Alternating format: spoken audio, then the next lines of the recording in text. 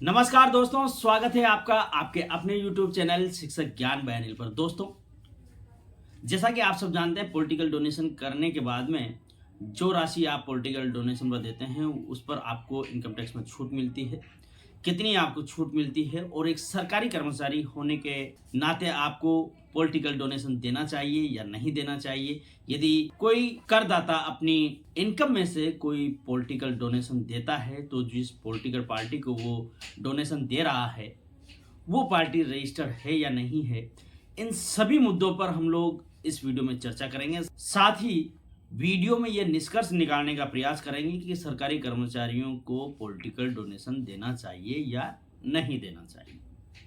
दोस्तों, मैं आपको यहाँ पर वीडियो प्रारंभ करूँ इससे पहले आपको बता दूं कि मैं कोई सीए नहीं हूँ या किसी प्रकार का कर सहायक या कर सलाहकार नहीं हूँ। मैं आपको जो ये जानकारी दे रहा हूँ, ये इनकम टैक्स डिपार्टमेंट की जो वेबसाइट है उसमें जो उपलब्ध जानकारियाँ जो मैंने खंगाली है उसको काफ़ी दिनों तक मैंने सर्च किया है, काफ़ी दिनों तक अध्ययन करने का प्रयास किया है, बड़ी मुश्किल से जानकारियाँ इकट्ठा की है। उन सभी जानकारियों को दोस्तों मैं आपको पोर्टल पर ले जा करके बताऊंगा कि किस प्रकार से क्या क्या ऐसी व्यवस्थाएं हैं जिसके अंतर्गत आपको पॉलिटिकल पार्टी को डोनेशन देना चाहिए या नहीं देना चाहिए। साथ ही दोस्तों, इनकम टैक्स डिपार्टमेंट की जो वेबसाइट है वहाँ पर जाकर के मैं आपको इससे संबंधित सारे जो मैंने देखे हैं, जितने भी जो सबूत है कि आपको पॉलिटिकल डोनेशन देना चाहिए या नहीं देना चाहिए, इसके पक्ष और विपक्ष में जो भी तर्क हैं वो मैं आपको बारी बारी से आपको यहाँ पर बताने वाला हूँ। तो मेरा आप सबसे निवेदन है कि वीडियो को प्रारंभ से लेकर के अंत तक अवश्य देखिएगा। कहीं ऐसा ना हो कि आप वीडियो के किसी पार्ट को छोड़ दें और फिर आप कहें कि आपने जो सलाह दी थी वो तो गलत थी। तो इसलिए आप पूरा वीडियो देखें। साथ ही दोस्तों, पार्टी जो रजिस्टर्ड है उसको आप किस प्रकार से सर्च करें, कैसे देखें, ये आपको चुनाव आयोग की वेबसाइट पर ले जा करके मैं आपको बताऊंगा कि किस प्रकार से आपको पॉलिटिकल पार्टी को रजिस्टर्ड है या नहीं है ये देखना है। तो दोस्तों, अब बिना किसी देरी के चलते हैं और करते हैं वीडियो को प्रारंभ। वीडियो में आगे बढ़े इससे पहले मैं एक निवेदन और करना चाहता हूं आपसे। यदि आपने अभी तक हमारे चैनल को सब्सक्राइब नहीं किया है तो प्लीज़ इसे सब्सक्राइब अवश्य करें और सब्सक्राइब करने के बाद में बेल आइकन के बटन को प्रेस करना बिल्कुल ना भूलें, ताकि जब भी कभी इस प्रकार की कोई भी सूचना, जानकारी या जीवन का अनुभव लेकर के मैं आऊँ तो इसकी सूचना सबसे पहले आपको प्राप्त हो। तो दोस्तों, अब चलते हैं अपन स्क्रीन पर और जानते हैं पॉलिटिकल डोनेशन के बारे में। तो दोस्तों, पॉलिटिकल डोनेशन की जानकारी के लिए सबसे पहले हम लोग गूगल पर सर्च कर रहे हैं CBDT। जैसे CBDT हम लोग सर्च करते हैं तो यहाँ पर central board of direct taxes government of India की ये वेबसाइट यहाँ पर आ जाती है। ये इनकम टैक्स डिपार्टमेंट की ऑफिशियल वेबसाइट है। इसको ओपन करते हैं दोस्तों। ये देखें दोस्तों, यहाँ पर मैंने इनकम टैक्स डिपार्टमेंट की वेबसाइट ओपन कर ली है। यहीं पर देखें दोस्तों, टैक्स लॉज एंड रूल्स दिया गया है। इस पर टच अपन करते हैं तो यहाँ पर एक्ट्स एंड रूल्स से संबंधित जानकारियाँ हैं। एक्ट्स पर अपने को देखना है। इनकम टैक्स एक्ट के बारे में कुछ जानकारी अपन लेना चाह रहे हैं तो इसको ओपन करते हैं। ये देखें दोस्तों, यहाँ पर इनकम टैक्स एक्ट 1961 से संबंधित जानकारियाँ ओपन हो गई है। टैक्स लॉ एंड रूल्स में यहाँ पर चूज एक्ट्स में आप एक्ट चूज कर सकते हैं। यहाँ पर जो भी एक्ट्स हैं सभी एक्ट्स यहाँ दिए गए हैं। यहाँ पर मैंने 1961 चूज किया हुआ है। अब सेक्शन वाइज दोस्तों, जैसा कि आपको पता है 80 GGB और 80 GGC दो ऐसे सेक्शन है जिसमें पॉलिटिकल डोनेशन पर इनकम टैक्स में छूट मिलती है। पहले अपन सर्च करते हैं यहाँ पर 80 GGB सर्च करते हैं दोस्तों। ये अपन ने सर्च किया तो ये देखें दोस्तों, यहाँ पर सेक्शन 80 GGB से संबंधित कुछ जानकारी आई है। इसको ओपन करते हैं। यहाँ देखें दोस्तों, इनकम टैक्स डिपार्टमेंट की यहाँ पर वेबसाइट पर 80 GGB सेक्शन के बारे में कुछ दिया गया है। Deduction in respect of contribution given by companies to political parties. मतलब यह है कि कंपनियों के द्वारा पॉलिटिकल पार्टीज को दिए गए कंट्रीब्यूशन यानी कि अंशदान को सेक्शन 80 GGB के तहत डिडक्ट करते हैं। In computing the total income of an assessee being an Indian company, there shall be deducted any sum contributed by it in the previous year to any political party or an electoral trust।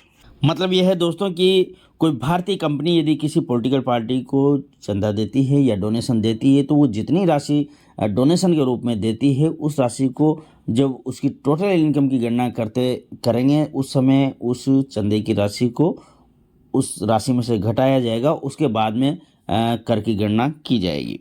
वापस से पीछे चलते हैं। यहाँ देखें दोस्तों, अपन ने 80 GGB देखा। अब यहाँ पर अपन 80 GGC लिख करके सर्च करते हैं। ये देखें दोस्तों, 80 GGC से संबंधित जानकारी आ गई है। इसको भी ओपन करते हैं। 80 GGC के बारे में इनकम टैक्स डिपार्टमेंट ने यहाँ पर दिया है कि deduction in respect of contribution given by any person to political parties 80 GGC मतलब यह है कि किसी व्यक्ति द्वारा राजनीतिक दलों को दिए गए अंशदान मतलब कंट्रीब्यूशन के संबंध में कटौती सेक्शन 80 GGC के अंतर्गत होती है। दोस्तों यहाँ पर यह तो स्पष्ट हो गया है कि 80 GGB के तहत यदि कोई भारतीय कंपनी किसी पॉलिटिकल पार्टी को जो डोनेशन देती है या कंट्रीब्यूशन देती है तो उस राशि को उसकी आय की गणना करते समय डिडक्ट किया जाता है। और यदि कोई व्यक्ति किसी पॉलिटिकल पार्टी को डोनेशन देता है या कंट्रीब्यूशन देता है तो उसकी आय की गणना करते वक्त 80 GGC सेक्शन के अंतर्गत कर में राहत दी जाती है। यहाँ पर दोस्तों सेक्शन 80 GGC के बारे में विस्तार से थोड़ा सा बताया गया है। यहाँ मैंने कुछ एक लाइन है जिसको डार्क किया हुआ है ताकि मैं उसका अर्थ आपको आसानी से समझा सकूँ। इसके लिए मैंने इस लाइन को यहाँ पर अभी छिपा लिया है, बाद में इसको मैं ओपन करके आपको बताऊँगा। In computing the total income of an assessee being any person there shall be deducted any amount of contribution made by him in the previous year to a political party or an electoral trust। एक व्यक्ति के करदाता होने पर उसकी total आय की गणना करते समय उसके द्वारा पिछले वर्ष में किसी पॉलिटिकल पार्टी या चुनावी ट्रस्ट को दिए गए कंट्रीब्यूशन या अंशदान की राशि की कटौती की जाएगी। मतलब यदि कोई व्यक्ति किसी पॉलिटिकल पार्टी को कोई कंट्रीब्यूशन देता है किसी साल में किसी वर्ष में तो उसकी जो टोटल इनकम है उसकी जो गणना की जाएगी, उसकी गणना करते समय जो राशि उसने पॉलिटिकल पार्टी को डोनेट की है उस राशि को घटा दिया जाएगा। जैसे कि मान लेते हैं किसी व्यक्ति ने वर्ष भर में 6 लाख रुपए कमाया है और उस वर्ष में उसने 1 लाख रुपए किसी पॉलिटिकल पार्टी को कंट्रीब्यूट किया है या डोनेट किया है, तो ऐसे केस में दोस्तों चूंकि उसकी 6 लाख रुपए आई थी परंतु 1 लाख रुपए उसने पॉलिटिकल पार्टी को डोनेट कर दिया है तो 1 लाख रुपए को घटा दिया जाएगा और उसकी इनकम मानी जाएगी 5 लाख रुपए। परंतु दोस्तों इनकम टैक्स डिपार्टमेंट ने यहाँ पर कुछ पर्सन्स ऐसे बताए हैं जो पॉलिटिकल डोनेशन या पॉलिटिकल कंट्रीब्यूशन देकर के कर में राहत नहीं पा सकते हैं।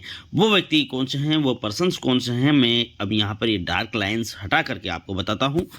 Except local authority and every artificial juridical person wholly or partly funded by the government। मतलब ये है दोस्तों कि सरकार के द्वारा आंशिक या पूर्ण रूप से funded every artificial judicial person और लोकल अथॉरिटी, ये दोनों के अलावा जो पर्सन्स हैं वो पॉलिटिकल डोनेशन दे करके कर में राहत पा सकते हैं, परंतु लोकल अथॉरिटी और आर्टिफिशियल जुरिडिकल पर्सन यहाँ पर इस प्रकार की राहत नहीं पा सकते हैं।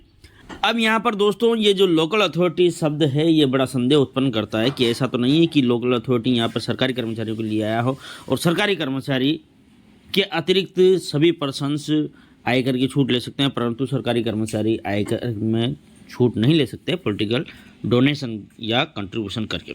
तो दोस्तों यहाँ पर मैंने इसको स्पष्ट करने के लिए गूगल पर कई प्रकार से लोकल अथॉरिटी का मीनिंग जानने के लिए कई प्रकार से सर्च किया। जब मैंने local authority meaning in income tax लिख करके सर्च किया तो दोस्तों इसने कुछ इस प्रकार से रिजल्ट दिया है। Local authority for assessment year 2025-26, यहाँ पर इनकम टैक्स का जो डिपार्टमेंट है उसकी वेबसाइट पर ही यहाँ पर लोकल अथॉरिटी से संबंधित कुछ जानकारी दी। तो यहाँ पर जैसे ही मैंने इसको ओपन किया, यहाँ पर देखें दोस्तों इसमें लोकल अथॉरिटी का अर्थ दिया है। हालांकि यहाँ पर लोकल अथॉरिटी का जो अर्थ है वो 80 GGC के अंतर्गत नहीं बताया है, ये अन्य सेक्शन के अंतर्गत यहाँ पर बता रखा है। एज पर सेक्शन 231 कुछ ऐसे है, परंतु फिर भी लोकल अथॉरिटी का मतलब इनकम टैक्स डिपार्टमेंट के लिए क्या है वो यहाँ पर देखने से तो स्पष्ट हो रहा है कि local authority means panchayat as refer to in clause. इसी प्रकार से दूसरा लोकल अथॉरिटी का मतलब यहाँ पर है म्यूनसिपैलिटी, तीसरा municipality committees and district board legally entitle. तो दोस्तों इस प्रकार से जो स्थानीय प्राधिकरण है या लोकल अथॉरिटी है, इसका मतलब इनकम टैक्स डिपार्टमेंट में यहाँ जो मैंने सर्च किया इसके हिसाब से पंचायत, नगर निगम, नगर पालिका इत्यादि से यहाँ पर लोकल अथॉरिटी का मतलब निकलता है। तो इस प्रकार से दोस्तों इनकम टैक्स डिपार्टमेंट की वेबसाइट पर जो यहाँ पर 80GG से संबंधित जानकारी दी गई है, इससे तो यह स्पष्ट है कि सरकारी कर्मचारियों के लिए यहाँ पर पॉलिटिकल डोनेशन या कंट्रीब्यूशन देने में किसी प्रकार का प्रतिबंध नहीं है। केवल लोकल अथॉरिटी और आर्टिफिशियल जुरिडिकल पर्सन्स ऐसे पर्सन्स हैं जिनके लिए यहाँ पर 80GG की जो कटौती होती है वो दे नहीं है। यहीं से ही नहीं दोस्तों, इनकम टैक्स डिपार्टमेंट का जो पोर्टल है ITR, जहाँ से आप फाइल करते हैं, वहाँ पर भी ऐसे संकेत हैं कि सरकारी कर्मचारी पॉलिटिकल डोनेशन या 80GG की तहत जो कर राहत है वो ले सकता है। इसके अतिरिक्त दोस्तों जब आप ITR भरने जाते हैं ITR पोर्टल पर, तो वहाँ पर आपसे नेचर ऑफ एम्प्लॉयमेंट मांगता है। तो यदि आप वहाँ पर स्टेट गवर्नमेंट के कर्मचारी हैं या सेंट्रल गवर्नमेंट के कर्मचारी है, जैसे कि यहाँ पर हमने स्टेट गवर्नमेंट कर्मचारी लिया, लेने के बाद में जब आप 80C की कटौतियों के बाद में अन्य कटौतियाँ फिल करने जाते हैं तो कुछ इस प्रकार से आपको इसका इंटरफेस दिखाई देता है। यहाँ पर जो शो ऑल डिडक्शन दिया गया है, यदि हम लोग इस पर क्लिक करते हैं तो यहाँ पर अन्य जो कटौतियाँ हैं वो सभी कटौतियाँ यहाँ पर दिखने लगती हैं। देखिए दोस्तों, यहाँ पर ये जो दी गई है ये है 80GG contribution to political party, ये यहाँ पर ओपन हो रही है। मतलब यहाँ पर आप चेक बॉक्स का निशान है, इसको राइट करते हुए आगे जब आप भरेंगे तो 80GG की कटौती आप यहाँ से ले सकते हैं। तो दोस्तों यहाँ पर जैसे कि आपने देखा ITR पोर्टल पर जब अपन गवर्नमेंट सर्वेंट ले लेते हैं नेचर ऑफ एम्प्लॉयमेंट में, तो उसके बाद भी यहाँ पर 80GG के तहत छूट लेने का यहाँ पर विकल्प दिया गया है। इससे ये स्पष्ट होता है दोस्तों कि ITR पोर्टल पर भी दोस्तों ये व्यवस्था दी गई है कि कोई सरकारी कर्मचारी 80GG की छूट ले सकता है। अब यहाँ पर दोस्तों कुछ शर्त भी दी गई है। Provided that no deduction shall be allowed under this section in respect of any sum contributed by way of case. मतलब यदि आपने किसी प्रकार का पॉलिटिकल कंट्रीब्यूशन नगद रूप में किया है, केस में किया है, तो उस केस में जो आपने केस राशि दी है वो डिडक्ट नहीं किया जाएगी आपकी टोटल इनकम से। मतलब आपको 80GG की छूट नहीं मिलेगी केस ट्रांजैक्शन पर। दोस्तों यहीं पर एक्सप्लेन किया गया है कि आप किस पॉलिटिकल पार्टी को कंट्रीब्यूट कर सकते हैं। For the purpose of section 80GG and 80GG political party means a political party registered under section 29A of registration of the people act 1951 43 of 1951। मतलब दोस्तों 80GG हो या 80GG हो, यदि आप पॉलिटिकल पार्टी को डोनेशन दे करके राहत पा रहे हैं, कर राहत पा रहे हैं, तो उस केस में जिस पॉलिटिकल पार्टी को आपने कंट्रीब्यूट किया है वो पार्टी 1951 एक्ट की धारा 29A के तहत रजिस्टर्ड होनी चाहिए, जो यहाँ पर धाराएं दी गई है उसके अंतर्गत। अब तक दोस्तों मैंने जो इनकम टैक्स डिपार्टमेंट की ऑफिशियल वेबसाइट और ITR पोर्टल के माध्यम से आपको जो जानकारी दी है उसके हिसाब से तो यह स्पष्ट है कि सरकारी कर्मचारी पॉलिटिकल कंट्रीब्यूशन या डोनेशन दे सकता है और कर में राहत ले सकता है। तो ऐसे क्या कारण है दोस्तों कि आपके आहरण वितरण अधिकारी या आपके जो DDO जो हैं वो आपको फॉर्म नंबर 16 बनाते समय आपको 80GG की छूट नहीं देते हैं। तो इसका मेन कारण जो है वो मैं आपको अब बताता हूं। यह है दोस्तों राजस्थान सिविल सेवाएं आचरण नियम 1971। इनमें दोस्तों सरकारी कर्मचारियों के आचरण के नियमन हेतु नियम बनाए गए हैं। यहाँ पर जो नियम है उन नियम में सबसे महत्वपूर्ण नियम है पेज नंबर 7 पर। यहाँ पर दोस्तों 24 पेज में नियम दिए गए हैं। मैं यहाँ पर आपको बता रहा हूँ पेज नंबर 7 पर ये नियम है। राजनीति तथा चुनाव में भाग लेने के संबंध में कोई भी सरकारी कर्मचारी किसी राजनीतिक दल या किसी संगठन का सदस्य नहीं बनेगा या अन्य प्रकार से उससे संबद्ध नहीं होगा। जो राजनीति में भाग लेता है और न वह किसी राजनीतिक आंदोलन या गतिविधि में भाग लेगा, न उसकी सहायता के लिए चंदा देगा और न अन्य किसी प्रकार से मदद करेगा। तो दोस्तों ये जो आचरण नियम है इसमें यह स्पष्ट है कि आप किसी राजनीतिक पार्टी को चंदा नहीं दे सकते। यदि आप किसी राजनीतिक पार्टी को चंदा देते हैं तो एक कर्मचारी के आचरण के विरुद्ध ये बात है। इसके लिए जो भी आपका जो विभाग है वो आपको जो भी सजा देता है, विभागीय जो भी सजा होती है वो सजा आपको मिल सकती है। परंतु यहाँ पर ये स्पष्ट है दोस्तों कि इनकम टैक्स डिपार्टमेंट को किसी भी कर्मचारी के द्वारा राजनीतिक चंदा देने और उस पर 80 GST की कटौती लेने पर कोई दिक्कत नहीं है, जैसा कि मैंने आपको यहाँ पर इनकम टैक्स डिपार्टमेंट की वेबसाइट और पोर्टल पर ले जाकर के बताया था। अब यही कारण है दोस्तों कि आपका जो आहरण वितरण अधिकारी या आपका जो DDO है वो आपको 16 नंबर फॉर्म जब वो बनाता है तो आपको 80 GST के तहत पॉलिटिकल पार्टी में चंदा देने पर छूट नहीं देता है।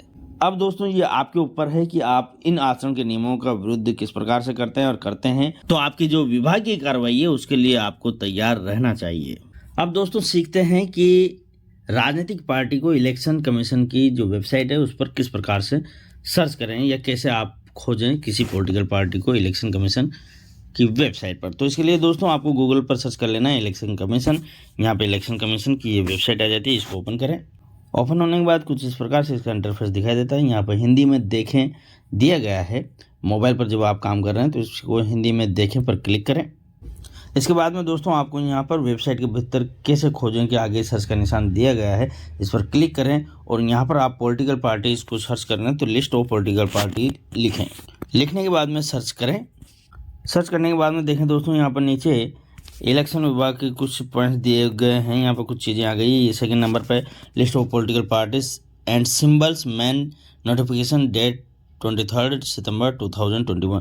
तो दोस्तों इसके साथ में अन्य भी यहाँ पर रजिस्टर्ड पार्टियाँ और कुछ अन्य चीज़ें आई हैं, उनको आप बारी बारी से देख सकते हैं।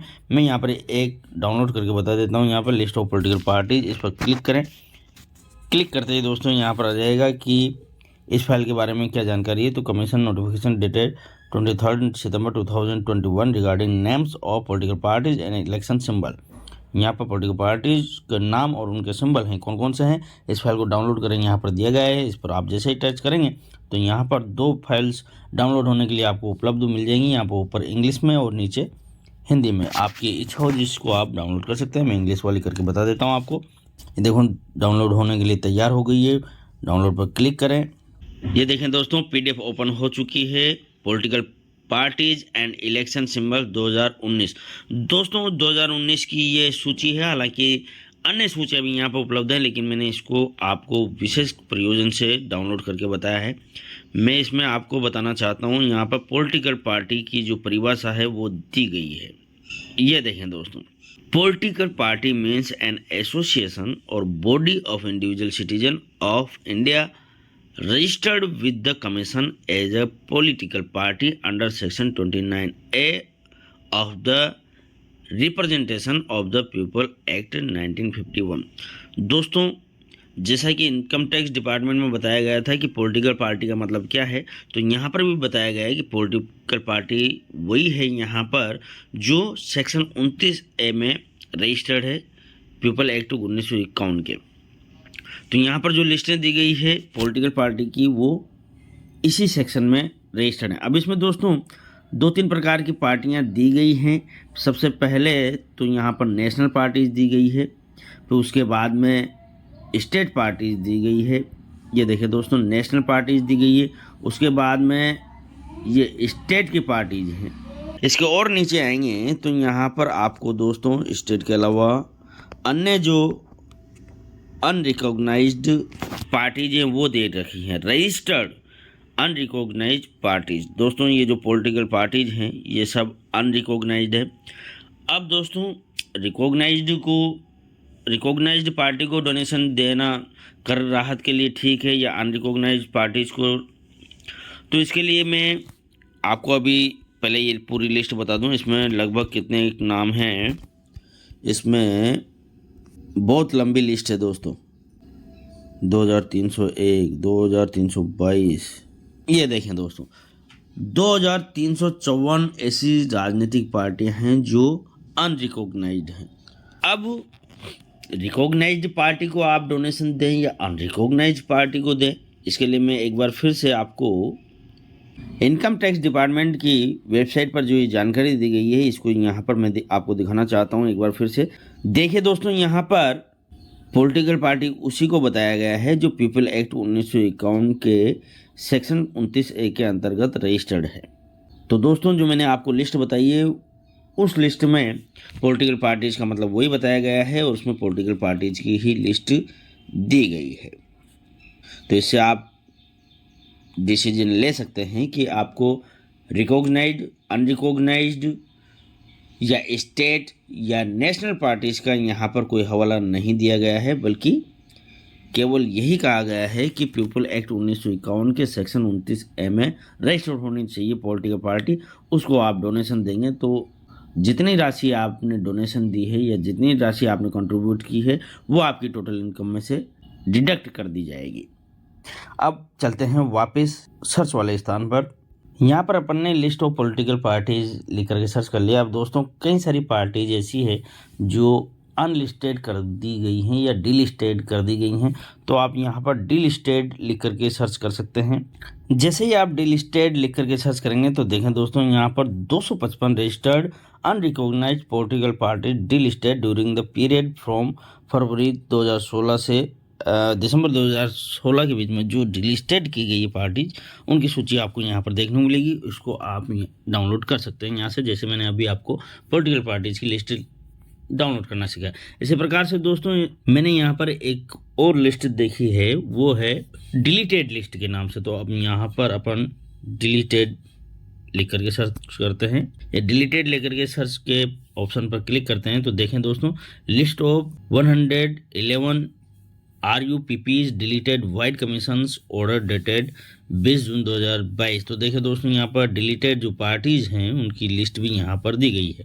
इनको भी आप यहाँ से डाउनलोड कर करके देख सकते हैं कि कौन सी पार्टियाँ डिलीट कर दी गई हैं। तो यह थी दोस्तों सेक्शन 80 GGC यानी कि राजनीतिक चंदे से संबंधित जानकारी, जो मुझे ITR पोर्टल व इलेक्शन कमीशन की वेबसाइट पर देखने को मिली थी। मैं जितना समझा वो आपके सम्मुख प्रस्तुत करने का मैंने छोटा सा प्रयास किया है दोस्तों। आशा है इससे आपको यह निर्णय लेने में सहायता मिलेगी कि सेक्शन 80 GGC में कर राहत कितनी मिलती है, एक सरकारी कर्मचारी को राजनीतिक चंदा देना चाहिए या नहीं देना चाहिए। साथ ही आप विभिन्न रजिस्टर्ड राजनीतिक पार्टियों को भी इलेक्शन कमीशन की वेबसाइट पर सर्च करना सीखे होंगे। दोस्तों, एक बार फिर से आपको बता दूं, मैं कोई कर सहायक, कर सलाहकार या CA नहीं हूं। यह संपूर्ण जानकारी विभिन्न ऑनलाइन प्लेटफॉर्म्स पर उपलब्ध जानकारियों को संग्रहित करके दी गई है। किसी भी निर्णय तक पहुंचने के लिए आप अपने स्वविवेक से काम लेवें।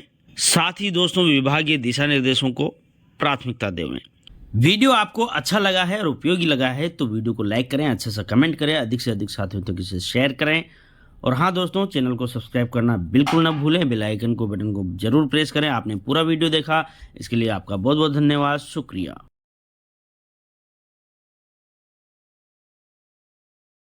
बने रहिए हमारे चैनल शिक्षक ज्ञान बाय अनिल के साथ। अभी सब्सक्राइब करें, बेल आइकन के बटन को प्रेस करें।